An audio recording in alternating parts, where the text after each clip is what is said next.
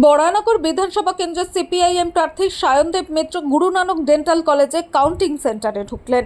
ঢোকার আগে সংবাদ মাধ্যমের মুখোমুখি হয়ে জানান, পেরিয়ে আসলেন কি বলবেন? পুলিশ, ইলেকশন কমিশন নিরাপত্তা সুরক্ষিত রাখবে, যাতে শান্তিপূর্ণভাবে ভোট গণনা হয়।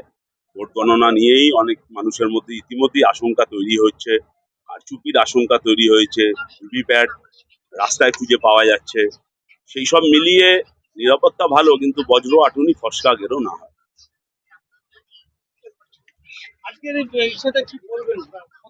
নির্বাচন তো মানুষ এবার রায় দিয়েছে, আর এখন আশা করে লাভ নেই। আর কয়েক মিনিটের মধ্যেই সমস্ত বক্স খুলে যাবে, তারপরে দেখা যাবে সব রায় মানুষের সেই বাক্সের মধ্যেই বন্দি আছে।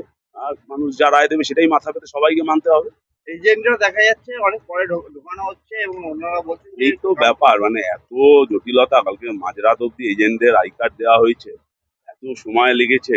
কখন রাত্রিবেলা আই কার্ড পাবে, কখন সকালবেলা আসবে, এরা অব্যবস্থা রয়েছে। সেই জন্য এই যে সব নিরাপত্তার বলয় যা ছাড় দেখা যাচ্ছে, সেটা যেন আবারও বলছি বজ্র আটুনি ফসকা গেরো না হয়।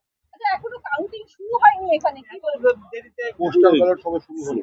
জানি না, এই এত স্লথ গতিতে যদি সবকিছু এগোয়, এত স্লো যদি এগোয়, কখন শেষ হবে কাউন্টিং জানি না। এটা ইলেকশন কমিশনের ব্যাপার। যত দ্রুত, সকালবেলা থেকে কাউন্টিং এজেন্টরা বসে আছে, তারাও অনেক ভোরবেলা এসছে, তাদের বিষয়টা দেখা উচিত এবং যত দ্রুত সম্ভব কাউন্টিং এর কাজ শুরু করে দেওয়া উচিত।